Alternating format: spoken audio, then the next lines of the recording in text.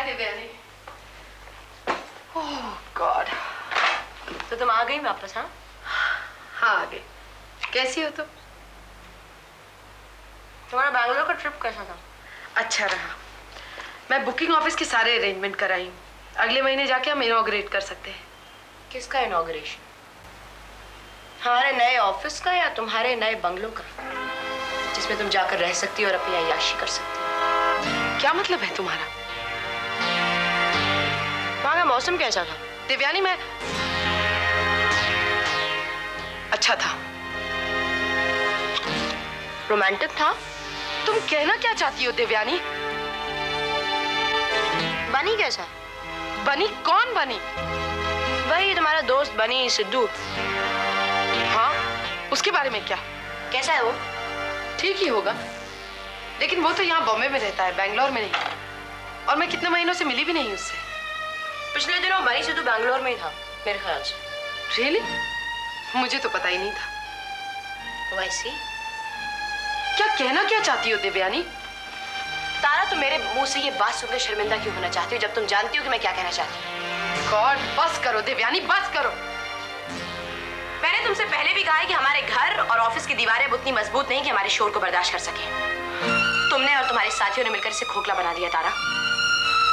देवयानी, देखो देवयानी, तुम्हारे और मेरे बीच में कोई कम्युनिकेशन गैप हो गया है, जिसे भरना बहुत जरूरी है, वरना हमारे रिश्ते में दरार आ जाएगी। क्या तुम नहीं चाहती थी तारा कि मैं यहाँ पर अपने पापा की मेहनत को तिल तिल बिखरता देखूं, और तुम वहां अपने आशिक बनी सिद्धू के साथ ऐश करो? कभी बैंगलोर, कभी कश्मीर, यहाँ जाओ।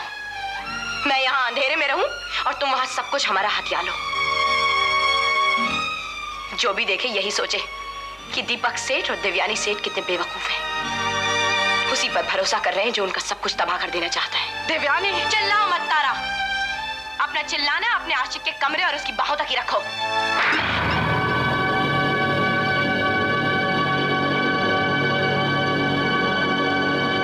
बहुत बहुत शुक्रिया तारा, इस चोट का, इस थप्पड़ का जो तुमने मुझे मारा, क्योंकि इससे मुझे ये महसूस हुआ कि मुझ में अभी भी एहसास करने की ताकत बाकी है, जो तुम्हारे बिहेवियर की वजह से मर चुकी थी।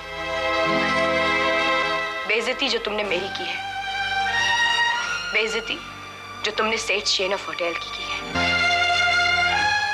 बेइज्जती जो तुमने मेरे पापा के प्यार की है, जिन्होंने तुम्हें मुझसे ज्यादा प्यार किया। Shut up, just shut up. अब मैं अपने पापा की तरफ उतारा। अब तक मुझे तुम्हारी बातों से लगता था कि तुम मेरी मां हो सकती हो, लेकिन अब नहीं। अब मैं बिल्कुल अपने पापा की तरह तकलीफें उठाऊंगी, सबसे दूर, सबसे हटकर। तुम आज तक मेरी नफरत को खत्म करने में कामयाब रही, पर अब और नहीं। मैं अपनी उस नफरत को फिर से पैदा करूंगी। तारा, मैं बहुत ही बेशर्म लड़की हूं। मैं चाहती तो माँ बहन की गालियों पर भी उतर सकती थी, लेकिन तुमने मुझे बदल डाला था। कॉलेज में सारी लड़कियां मुझसे घबराती थी, मेरी कड़वी जुबान की वजह से।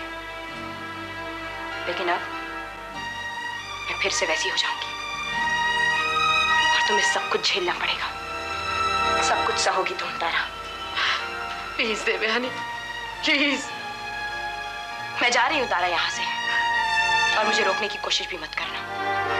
और हाँ, तुम चाहो तो इस होटल का नाम भी बदल सकती हो, सेठ चेन ऑफ होटल से सिद्धू चेन ऑफ होटल या सहगल चेन ऑफ होटल।